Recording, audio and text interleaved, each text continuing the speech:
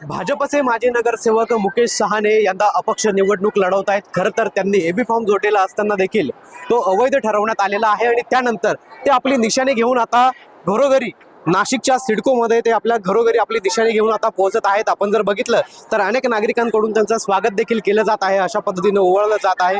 भाऊ, आपण यंदा अपक्ष निवडणुकीला सामोरे जात आहेत, घराघरापर्यंत आपली निशाणी पोहोचवत आहेत। निश्चित जो काही प्रकार मागील 2-4 दिवसात तुम्ही बघितला, मला भारतीय जनता पार्टीने माझ्यावर विश्वास ठेवून मला तिकीट दिलं होतं, परंतु एक नराधम, तो देशद्रोही, या शहराला नव्हे तर संपूर्ण महाराष्ट्राला विटीस धरणारा हा असा नराधम सुधाकर बडगुजर यांनी याच्या परिवाराच्या वादासाठी, परिवाराला फक्त तिकीट देण्यासाठी माझा आज जो बळी घेतला, सर्वसामान्य कार्यकर्त्याचा आज त्यांनी बळी घेतलेला आहे। तुम्ही बघितलं असाल तर आता आम्ही प्रचार रॅली चालू केलेली आहे।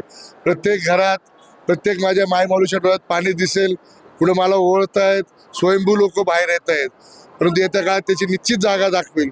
परंतु मला एक जनतेला सांगायचं आहे का घरात एक नगरसेवक असला तरी तेच काम आणि 3 नगरसेवक असलं तरी काम, परंतु याला देशद्रोहाला कुठंतरी पाठीशी घालायचं असतं, देशद्रोहातून सगळे मुळं त्याच्याबरोबर ठेवायचे असतात, म्हणून पक्षाला वेटीस कुठंतरी पकडायचं म्हणून 4-4, 5-5 नगरसेवक घरातल्याला हवेसे वाटतात।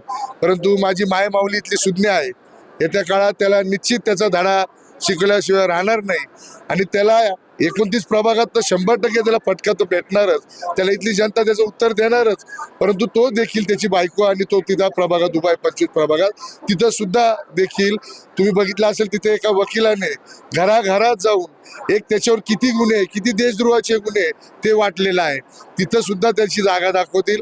आणि मला निशाणी मिळाली आहे चावी, लोकांची जी घोषणा आहे, येत्या काळात या चावीच्या कुलपानी त्यांना जेलमध्ये कसं लॉक करून बसवायचं, घरात कसं बसवायचं, हे जनतेने मला सांगितलेलं आहे। नक्कीच आपण 29 मधनं निवडणूक लढवता, 29 मध्ये सुधाकर बडगुजर यांचे पुत्र दीपक बडगुजर आपल्या समोर आहेत, आव्हान किती वाटतं?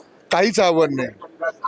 तो पोरगा त्याचा उभा आहे, तो 307चा मोठा आरोपी आहे, गोळीबार प्रकारातला आरोपी आहे, देशद्रोहाचा मुलगा आहे आणि त्याचं इथं राहायला घर नाही, त्याचं इथल्या मतदार यादीत नाव नाही, त्याचं इथं कुठं ऑफिस नाही, कुठं संपर्क नाही, कुठल्या कार्यक्रमाला नाही। तुम्ही त्याच्या काही गोष्टी बघितल्या, तिथल्या जनतेला विचारलं तर तुम्हाला सांगून देतील।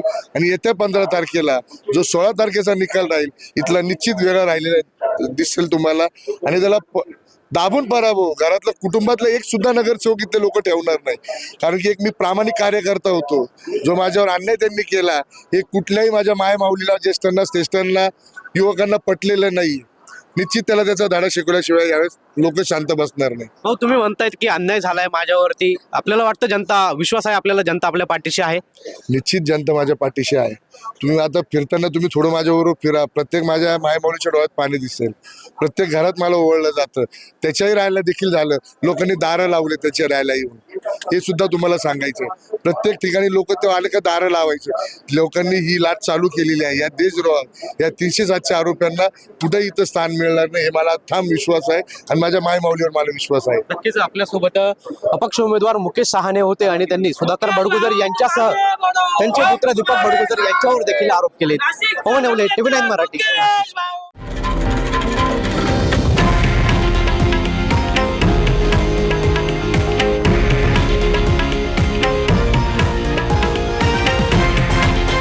हे आहे देशातील नंबर 1 न्यूज नेटवर्क आणि आपण पाहत आहात TV9 मराठी, एकमेव।